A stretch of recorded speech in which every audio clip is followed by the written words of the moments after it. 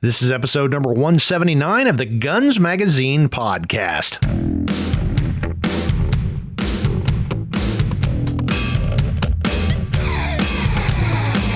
Hi there, and welcome to the Guns Magazine podcast, one of the shooting world's biggest gun talk programs. I'm your host and the editor of Guns Magazine, Brent Wheat. Thanks for joining us as we talk to the interesting folks who make up the world of shooting, hunting, law enforcement, and the firearms industry. But before we get started, let's hear a word from our sponsor, 4 Patriots. Let's face it, if you don't have electricity, you're living in the Stone Age. But with the Patriot Power Sidekick from 4 Patriots, you get a solar generator that doesn't need installation. It's quick, easy, and portable on the go or even inside. The Patriot Power Sidekick solar generator is small, about the size of a lunchbox, but it's powerful.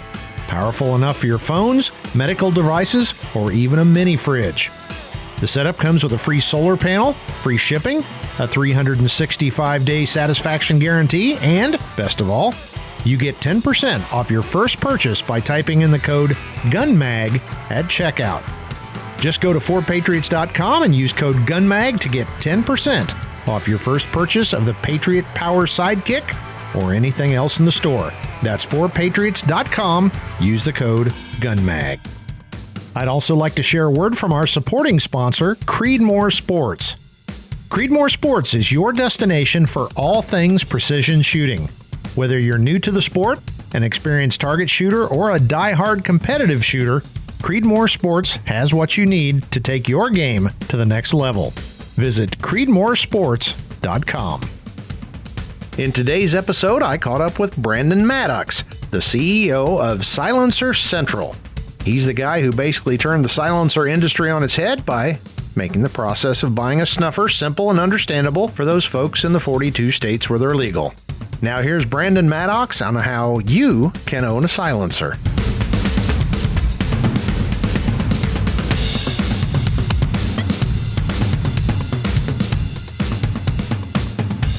Well, good morning, Brandon. How are you, sir? I am glorious, and I appreciate you joining us here. We're recording this on a rainy Sunday morning at the NRA annual meetings here in Indianapolis, which is in my backyard. But it's a nice, quiet morning, so we're actually setting out on the floor, and that's kind of cool to be able to do an interview here. So I appreciate you joining us early. And well, absolutely. You are the CEO of Silencer Central, and you've got a pretty interesting story. And I've been chasing this interview for like a year, and we've just never hooked up. Okay. So I'm really excited to do this, but off the top, let's talk about Silencer Central itself, because there's such a unique story. You guys are becoming kind of the McDonald's of the silencer world, and that was by intention, right? Yeah, absolutely. So how did it all get started? Yeah, good question. So, I grew up in the Southeast, and a pharmacist by education and trade. And my wife I met at a pharmacy convention, and she's from South Dakota. So when I came to South Dakota, I was trying to figure out what, hobbies I'm going to pick up. And, as I drove to the western part of the state, I see these prairie dogs, which, I think of the whack-a-mole as a kid, exactly. With a little whacker. Yep. And I thought, that sounds pretty cool. Like, ranchers want you to come. They're willing to pay, and this is years ago, they're willing to pay for your ammo, and they welcome you with open arms. And, you don't have to go out there and clean them or eat them or pick them up, and people are glad they're gone. They look like prairie rats, pretty much. So exactly. I started shooting prairie dogs, and what I found with prairie dogs is they hear a shot of a high-powered rifle, and typically they're astute enough to see their buddy get whacked, and they go down in the hole. So, I was at a gun show with my father-in-law one Sunday after church, and I saw a suppressor on a rifle, and I think it was more of a tactical. It was fake. It just, and it put my brain to thinking, gosh, a suppressor would actually be pretty cool for shooting prairie dogs. Like, maybe that would fix the situation where they're not running. Yeah. So I went to the local gun store, and honestly, they were no help. They just, I was like, do you know anyone that's hunted with them? And before I'd spend this time and money, and they actually tried to talk me out of buying it. And, long story short, I bought a few, and it was a horrible process locally. Yeah. I don't know. I feel like it's not their business model. Like a normal gun store, they're used to doing the paperwork and you leave with the item. Right. So to have back and forth communication for, a little bit of time. I sometimes say we're an OBGYN. We're talking to you for a year, but 9 months, 3 months before, and then the 9 months while you're pregnant. That's funny. Yeah. But I'm hoping that the OBGYN gets skinnied up and I can say, hey, we're, something else, a 3-month time frame for. But basically, I ended up getting my own license just so I could buy them myself and make it a little bit easier on myself. And the licenses are not cheap. And so anticipating the wife asking me, how am I going to pay for this license, I said I better sell a few. And my insight in selling them was that everyone that came up to my booth at a gun show, almost 100% of the questions in their mind were, how do I obtain this thing? Right. And so I sort of dedicated myself to try to figure out how that works. And what I found was a lot of those laws were written in the 30s and the 60s, and the ATF, honestly, I'm not sure they even knew where they stood on stuff because it just wasn't popular then. So then I just sort of dedicated myself to, I'm going to understand this inside and out. I'm going to know more from a compliance standpoint about the ATF's interpretation of the compliance parts of it, and then I said, then I could build a business. So if I can, and I don't even want to make it sound like this was all planned. I mean, I was still working, day job. This was just a, sort of a weekend hustle. In January, February, March is when the gun shows were in the Dakotas. So honestly, that was my only goal, was to make a little extra spending money the wife didn't know about and pay for my expensive toys and licenses. So that's kind of how writing started out for me. So yeah. No, so there was no big plan. I don't want to mislead anyone that I had, I could just honestly, like I wouldn't say I'm not a rule follower, but I didn't want to do anything wrong, and it was an unknown. So I would say I'm a risk taker, which my wife would say is, she's not a risk taker, so she calls herself a rule follower, but I think you can be both. Yeah. But I just said, hey, I got to figure this out because I don't want to do anything wrong, because I had a store, from my house in South Dakota, and then, I would go to shows that were on the North Dakota border, and everyone from North Dakota wanted to buy from me, and I couldn't sell because I didn't have a license in North Dakota. It's like a handgun. You can't sell unless you're licensed in the state where they live. Right. And the second store I got, I realized really quickly I had no idea what I was doing. So that's when I was like, I got to figure this out. My dad went to Auburn, so I usually say I like, orange, but I don't like a full orange jumpsuit. So exactly. Yeah.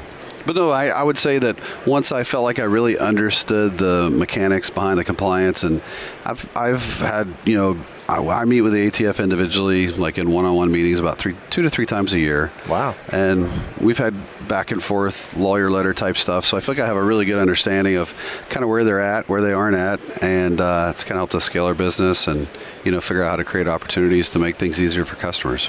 And I think that's where you guys are head and shoulders in this industry, is you're making it possible for, as I say, real earth people to own a silencer. Because when we were growing up, and we're approximately the same age, silencers were kind of almost a black art kind of thing. Yeah. If you saw a story in the popular press about a silencer, it was either spying or, some kind of nefarious criminal activity. Totally. And the reality, obviously, is so much different, but there's nothing nefarious about them. Right. It just makes shooting so much better. So anyway, getting back to your company, now you guys make this process much easier. So talk about that, the OBGYN idea that, if we start a relationship today, you kind of make sure that you say, I get all the way through it.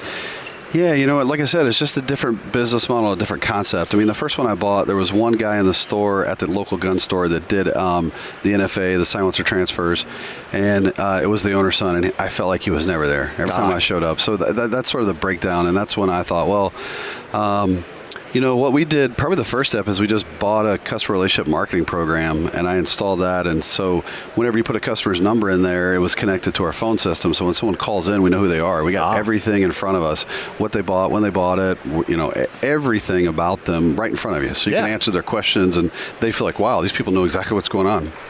And again, that was 20 years ago. But, thinking about what we've done over the years to sort of make the process simpler, we worked with the ATF to be able to get the process digitized. So if you look at the front end of the process, we have variances with the ATF where we worked with them to be able to do all the ATF paperwork or the NFA paperwork to buy a suppressor. We're able to do it digitally. So even here at the show, we're submitting paperwork real time to the ATF digitally. Like, we're connected to their servers, uploading this information to them. We give a free free gun trust to customers. I know some kind of come up and say, do I need one? And do I not? Do I need to hire a lawyer? And, we say, well, we've already taken care of that for you at a state level. So we give everyone a trust free. And some people are like, what are the benefit of a trust? Two big benefits. It lets you share the product, and it also allows you to decide who gets it when you pass away. So from a legacy perspective, having worked the shows myself for, I still work them. We were so busy, I've been working the shows too. So I find that guys have a hard time coming up spending that much money and not be able to take something home. Sure. My joke is always, if you buy a $400 Yeti cooler and you bring it home, your wife's going to give you a hard time. But if you spend twice that and you show up with nothing, you're in bigger trouble. So we let people pay while they wait. So guys will come up to the show and I'll say, hey, you got $100 on you? Well, just get it started and then just pay it off before it's approved. We're with no interest or anything. We're very flexible there. So that's one way we made it simpler.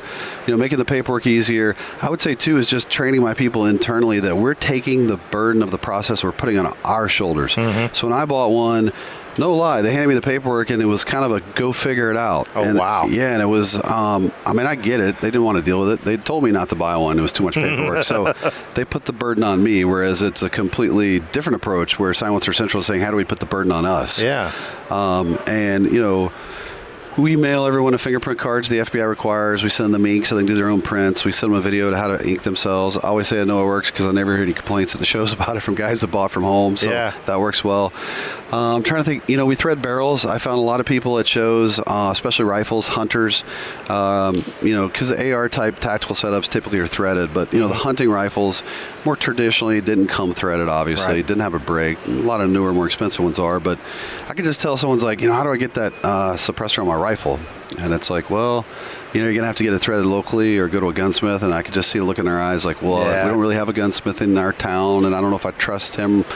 So that's when we said, hey, we'll bring that in-house. Oh, wow. Yeah, so we have a CNC lathe. So I went out and spent a lot of money on a nice computerized, and I know, like I said, I'm a pharmacist by trade. So that was something I was a little hesitant to get into, but went to some of our partners, bought a machine and hired a machinist and a gunsmith. So we actually have fine-tuned that too. We'll mail the customer an empty gun case. They put their rifle in there. We pay the shipping back, FedEx Ground. We thread it and ship it right back to them. So you don't have to go through an FFL because we are obviously an FFL. Yeah. So that's one way we make it simpler. The other thing is we actually mail the suppressor to people's front door. So that's like the biggest question. At one point, ATF said they were getting about 500 calls a week from, it's probably all my competitors, but people saying, how is he able to ship a silencer to my front door once it's approved? How is this even possible? So one of my, legal guys here that I've gotten to know better once we've scaled up and over the years, he's Stephen Halbrook. He's written so many books on the laws and things like that. And the other day he sent me one of his recent books and he put in the foreword there. I told him it was one of the greatest compliments I've gotten because he's done 3 Supreme Court cases on firearms related before the Supreme Court. So he is the god. And he's like, Brandon, you found this little loophole in the Gun Control Act, and it was hidden in plain sight. Wow. So basically the Gun Control Act says that if a background check has already been done or if a background check doesn't need to be done, you don't have to meet face-to-face. Oh, really? Let's take a very short break and talk about craft holsters. If you believe there's nothing better than the smell of freshly crafted leather, then check out Craft Holsters. Their custom leather holsters are your ticket to the ultimate concealed carry experience. They fit over 2,200 different guns. Visit craftholsters.com for more info. Yeah, so there is actually a process, and it's very arduous, if you will. I mean, it's a horrible process. Like 99.999% of dealers that read the process say, we're going to let Brandon do that. Yeah, exactly. And our customers, sometimes it can be frustrating for them because it's just not as easy as us shipping it to them. But, the concept is we actually have stores in 42 states. So I'm licensed in every state. We're an FFL. We have an FFL, a physical location. I have W-2 employees. Those employees manage the paperwork on the back end. They do the shipping. So, I've got boots on the ground in every state where these are legal. Wow. Yeah, so that was quite a journey in itself. I had to meet with the ATF at every location.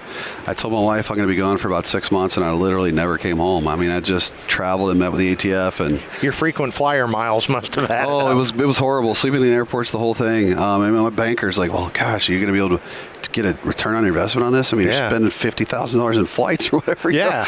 But and then what's funny, and a little bit of a tangent, but I got up to 21 locations. And again, we grew gradually. We became, regional, and we worked a lot of events, and we would just drive, say 3 or 4 hours of our house. But we ended up having an event in Sioux Falls. It was the Pheasant Fest, and there's 30,000 people there. And what I found really quickly is if I'm not licensed in your state, you can't become a customer. If you can't become a customer, I just lost a sale. So it's how do I get in every state? And then Dallas Safari Club was really the first, big event we did where we had stores in all 42 states. But when I got up to 21 states, ATF kind of called me in, and we had a nice, sit-down discussion. Oh, really? And, it's funny. I still feel like they would probably disagree, but they were like, hey, my boss and I would like to meet with you, is kind of how it was teed up. I mean, I've reread it a million times, the email, and it's just very vague, but I show up, there's like 40 people in the room. No kidding. Oh, yeah. Oh, my. And I go to all the compliance events, and I always meet with ATF, even before this, so I knew them. I knew everyone in the room. I knew everyone on speakerphone, but I was totally overwhelmed. And I did not bring a lawyer. I thought, you know what, I'm going to handle this myself. I'm going to just figure out what issues they got. Let's work together to figure it out. And, boy, they tried to intimidate the heck out of me, and they gave me a lot of things they wanted me to do before they would issue my pending 21 licenses, and a lot of them were not federally required or statutorily required, but sometimes you got to do what you got to do to move things forward. Exactly. So I think I left that meeting feeling very good, as painful as it was, because I knew exactly what they wanted. There was no open issues. There was no wake up in the middle of the night with, hey, we forgot to tell you this. I mean, they put it all on the table in a half a day there. So do you feel like there's a reluctance on the part of some employees, I'm not saying on an agency level, but within the federal government, do you feel like there's a I guess reluctance is the best word. I was trying to think of a better one, but again, there's that old kind of persona of silencers as being something only gangsters would use, or assassins or something like that. My experience is, if you hear the ATF talk, and I met with a new director recently at Chacho. They did like an industry social, which was interesting. No one showed up. So I got, half an hour with a guy. Everyone's like, why'd you go? And I'm like, well, I mean, whether we like it or not, they have a monopoly on interpreting the rules. Exactly. My experience is I personally don't think they think silencers are a public safety issue. Really? Yeah. If you just look at some of the literature that was sort of leaked before Trump got in, and there was some, hey, we could work through maybe deregulating these because we don't see them as a public safety issue. And who knows if that person was speaking for the whole agency. But, if you truly look at the numbers, anytime you read about a crime in the paper with a silencer, it's typically homemade. Yeah. It'll say, in so many words, they'll basically say it wasn't lawfully obtained. Right. Rarely do you ever see that. No, so going back to the ATF in general. So again, I met with them in every region, every state, that we're licensed in, 42. And I did find that in blue states, that typically there was blue employees, and I felt like they were maybe not as gun friendly. Yeah. And some of them were more rigid on me and more, it's sort of like, we know what you're trying to do. We're going to make it hard for you, is what it felt like to me. Yeah. I mean, I called them out on that and just said, hey, I'm already in all these other states, so I'm not doing what you're asking me to do, because it's federal law, and I already got approved in these other states doing this. So, if you guys want to fight in the courts, that'd be great. Let's go do it in South Dakota, because my kids go to the private school with most of the judges, so I know how this is going to end up. Yeah. That's funny. So when we're talking about a reluctance on the part of the government, I'd like to get into the political/social ramifications. Do you get much political blowback from the, I hate this term, quote-unquote, gun safety movement, or is this kind of an afterthought? I don't get too much pushback on, after, I would say, of all the time I've been in the industry, I started in 2005, so a little over 18 years. The biggest pushback I ever got, honestly, was after Sandy Hook.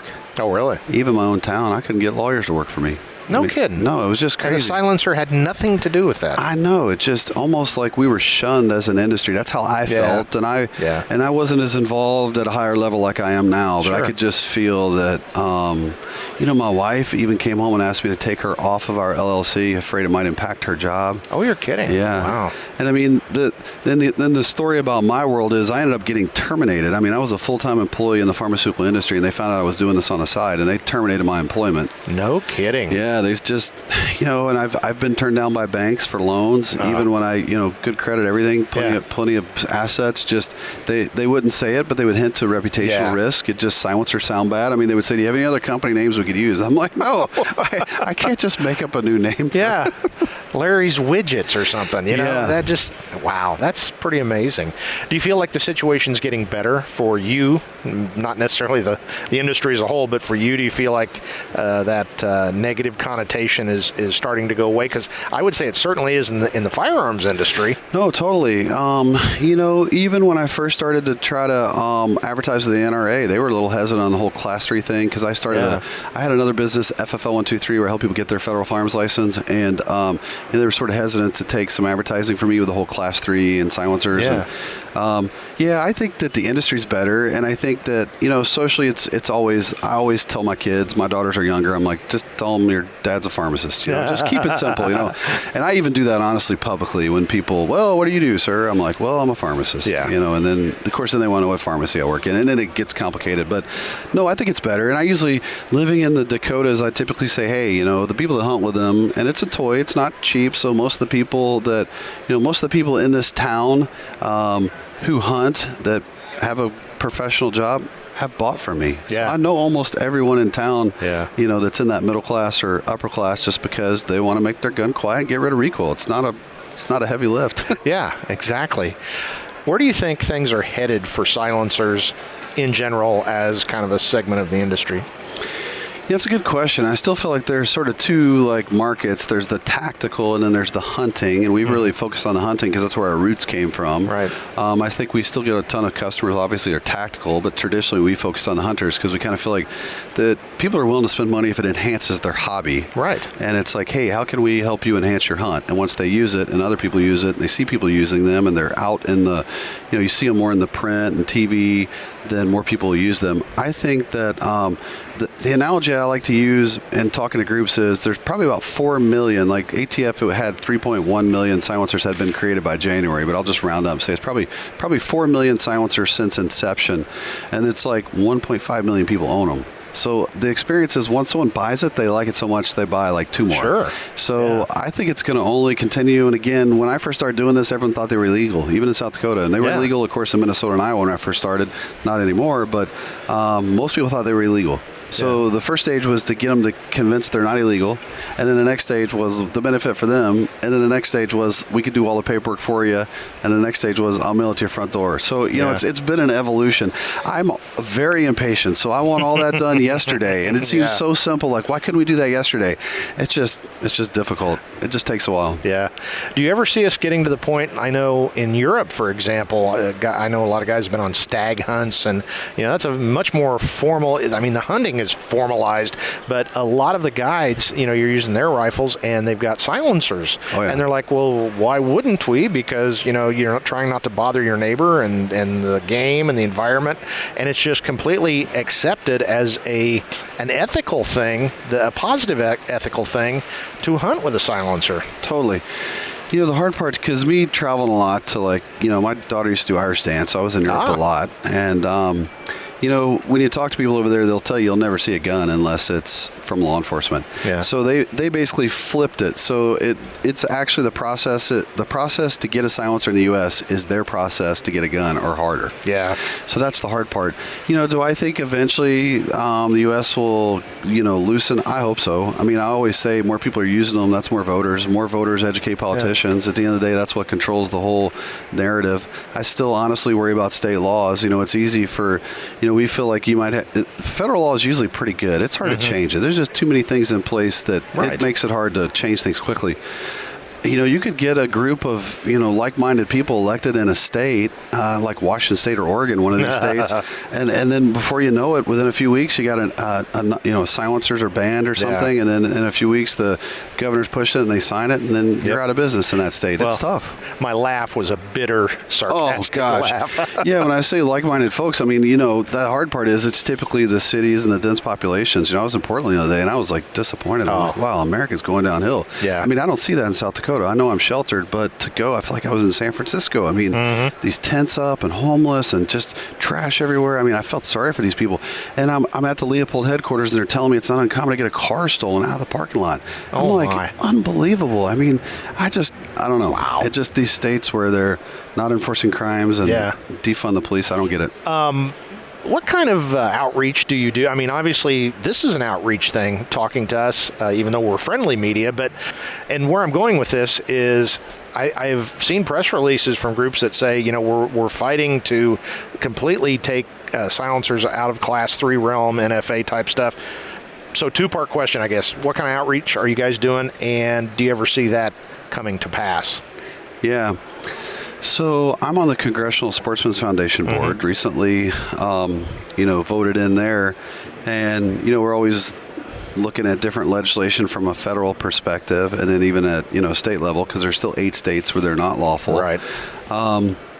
But as far as like actual outreach, the hard part is unless you really have a Senate, a House, and a presidency, they're all Republican. It's hard to get anything done. Exactly. And I do get that sometimes you put bills out there just to educate people, just like the Democrats put bills out there to help their base think they're actually doing something. Exactly. So it does make it hard.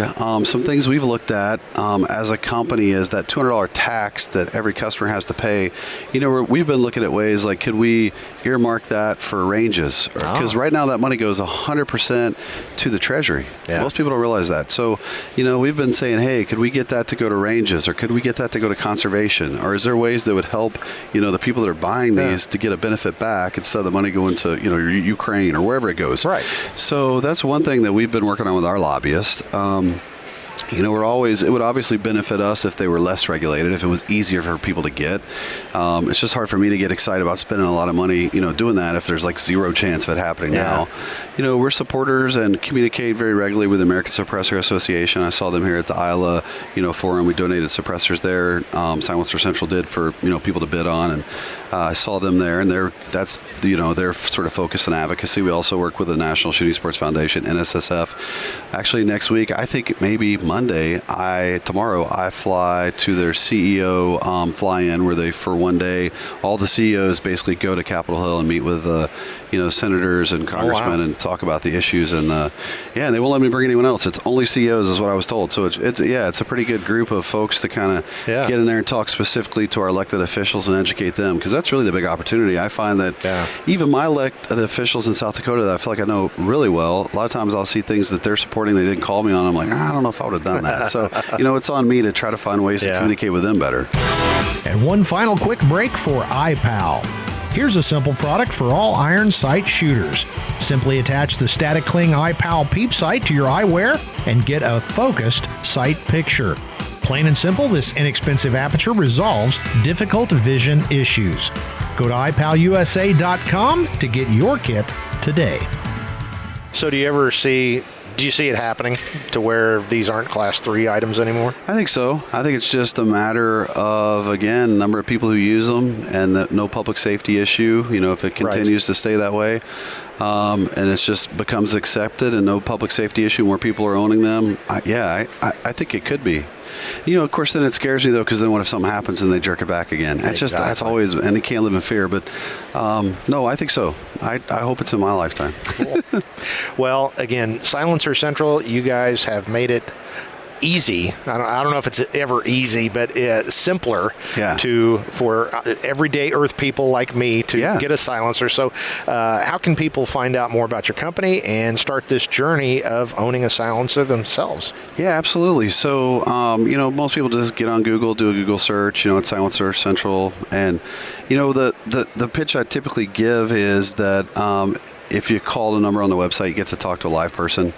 We just find that, I've got a huge call center it's all guys. The flip side is all the ladies do the paperwork. So everyone's got their everybody's expertise. So, the good thing is I find that when we do surveys, the people that actually talk to someone live, they get 100% of their questions answered. They understand our process inside and out.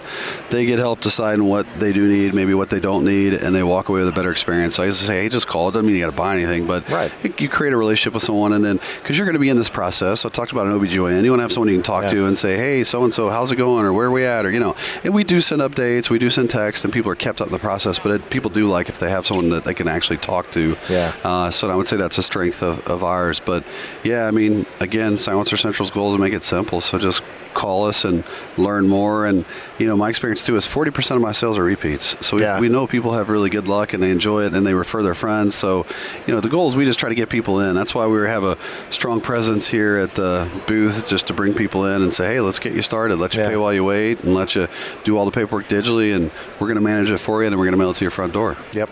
Well, you were sitting there talking about it, and, that's the gold standard in business. You want customers that are rabid supporters and I can't even speak this morning, but evangelists for your company, and we're blessed at Guns Magazine. Our fans are rabid fans, and they support us. I bet you guys are the same way, because once you go through this process, they probably do feel like they got a friend on the other end of the phone. Yeah, it's hard because, at times when eForms first came out, we thought it'd be a 90-day turnaround and ended up being longer. So there's been some hiccups. And, of course, too, after the pandemic, it was hard to get people. I'm trying to hire customer service, and people are like, well, I'm getting paid, more to go work from home. And I'm like, we're growing too quick to work from home. I need you in the office. So, but no, we have a lot of great supporters. I mean, I was just actually looking this morning, 2,000 or 3,000 reviews on Google Business. Wow. And it's like 4.7, 4.8. So it's, not 5 yet, but we're working towards it. So, no, it's good. It's fun. It's been exciting. Cool. But I would tell you my favorite part about working the consumer shows is when the consumers come up and thank you for making the process so easy for them, and love the suppressor they're using, and to get that real-time feedback. And we brought a big contingency from our home office to kind of hear that too, because it's good for them to get that motivation, because it's easy to get the people that call, it's, where's my crap? You guys got my money, or, so, but it's great to meet the, people here like, oh, I love it. You made it so easy. I've referred friends, and you just see them excited. Very cool. And what was that website and phone number? Yeah, silencercentral.com. The phone number is like 888-781-8778, or they could just go to the website. It's it'll probably track. It'll bring a different number up, and it'll tell where you came from, so we know how you heard about us, so we can put more money advertising there or whatever. But cool. Well, we'll put links in the show notes so folks can start their own journey. And Brandon Maddox, the CEO of Silencer Central, I appreciate you sitting down here in the cafe area of the NRA annual meetings in Indianapolis. So I appreciate you taking the time. Yes, sir. Been my pleasure. Thanks for the opportunity.